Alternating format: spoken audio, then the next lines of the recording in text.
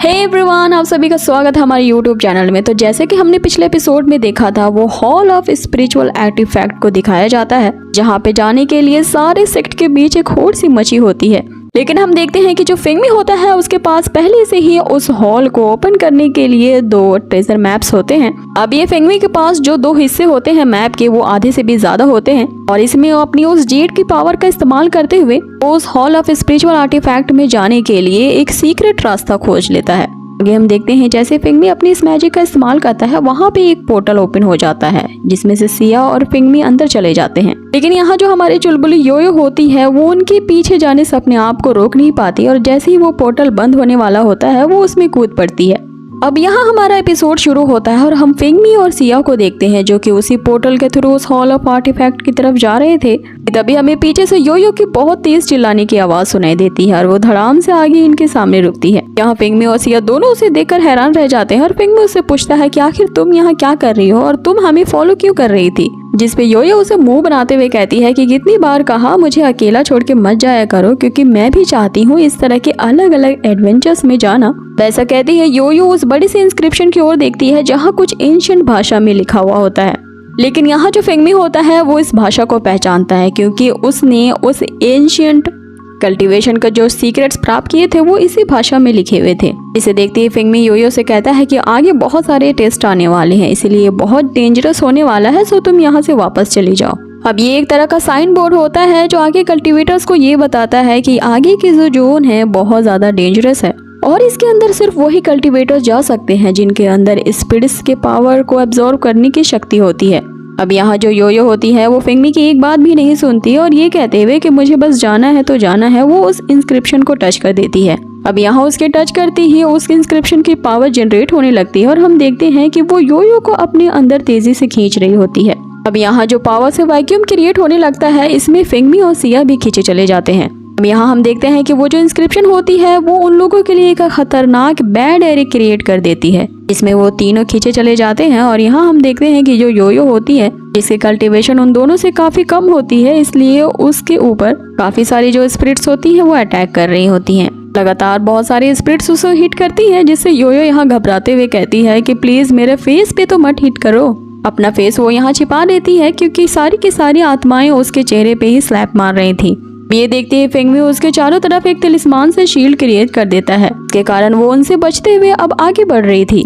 आगे फेंगमी यहाँ सोच रहा होता है कि ये जो पोर्टल है ये बहुत ही ज्यादा खतरनाक है, क्योंकि इसके 1 माइल को कवर करने के लिए उसे पूरा 1 दिन लग जाएगा। कि तभी हम देखते हैं कि उस पोर्टल में से अलग अलग स्पिरिचुअल एनिमल्स के स्पिरिट निकलते हैं जो इन्हें चारों तरफ से घेर लेते हैं, जिनकी आवाज इतनी ज्यादा भयानक होती है कि योयो यहाँ अपने कान बंद कर लेती है। कि तभी जो फेंगमी होता है वो अपनी रिफाइंड वेपन का यूज करते हुए उन सारे स्पिरिट्स को अपने अंदर अब्सॉर्ब कर लेता है। आगे वो यहाँ सबसे कहता है कि जैसे जैसे हम इस रास्ते में आगे बढ़ेंगे कठिनाइयाँ और भी ज्यादा मुश्किल होती जाएंगी। कि तभी यहाँ फेंगमी को एक आइडिया सूझता है कि कैसे इन दोनों को इस डेंजरस पोर्टल से बचाया जाए। जैसा कि हम जानते हैं कि फेंगमी के पास वही डिवोरिंग सोल बीस्ट होता है जिसकी पावर का यूज करते हुए वो उन सारे स्पिरिचुअल एनिमल्स के स्पिरिट्स को अपने अंदर अब्सॉर्ब कर लेता है।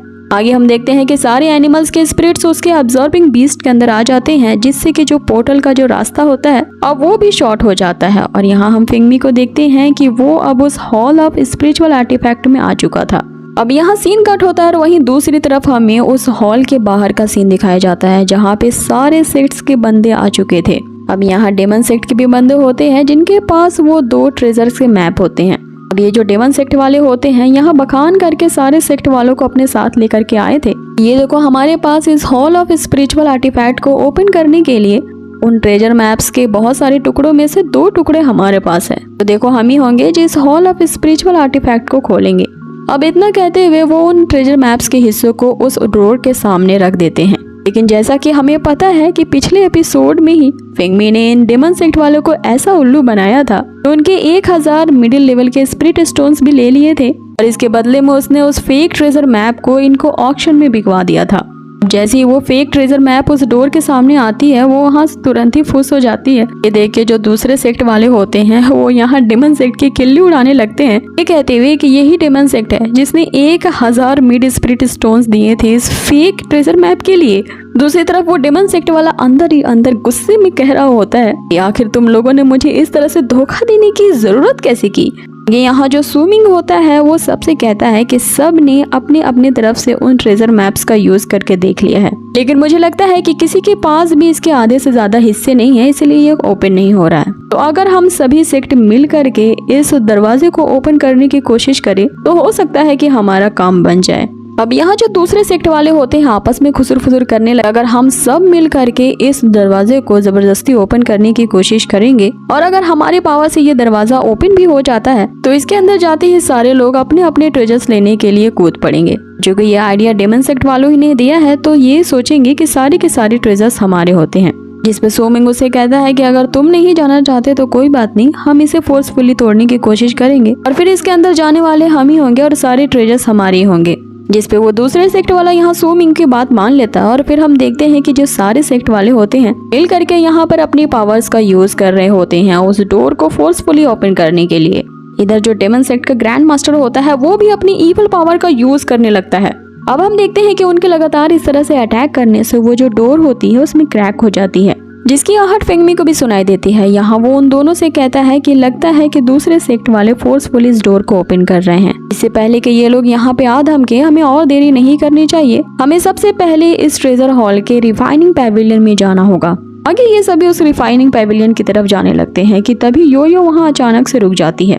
यहाँ वो फेंगमी और सिया को आगे जाने के लिए कहती है। आगे कहती है कि मैं बाद में आऊंगी क्योंकि मुझे यहाँ पे अभी कुछ ट्रेजर हंट करना है। फेंगमी यहाँ उसे देखते ही समझ जाता है जरूर इसके अंदर कुछ खुराफाती करने की चुल मची है। तभी हम योयो को देखते हैं जिसके दिमाग में कुछ ऐसी खुराफाती करने की आइडिया सोचता है जिससे वो उन दूसरों सेक्ट वालों को सबक तो सिखा ही सके और जो उनके पास जो ट्रेजर पहले से है उनको भी हासिल कर ले। सो इसी के साथ हमारा ये पार्ट यही खत्म होता है। सो गाइस, आप लोगों को ये वीडियो आज की कैसी भी लगी हो मुझे कमेंट बॉक्स में जरूर बताएं। इसका नेक्स्ट पार्ट मैं जल्द ही लाऊंगी। अब इसका नेक्स्ट पार्ट बहुत ही ज्यादा अमेजिंग और भी ज्यादा एडवेंचर होने वाला है। सो बने रहिए हमारे इस चैनल के साथ और कर दीजिए इसे लाइक एंड शेयर। और अगर आप मेरे चैनल पे नए हो तो इसे जरूर से सब्सक्राइब कर दें। मिलते हैं आपसे इसके नेक्स्ट पार्ट में। Till then take care, bye.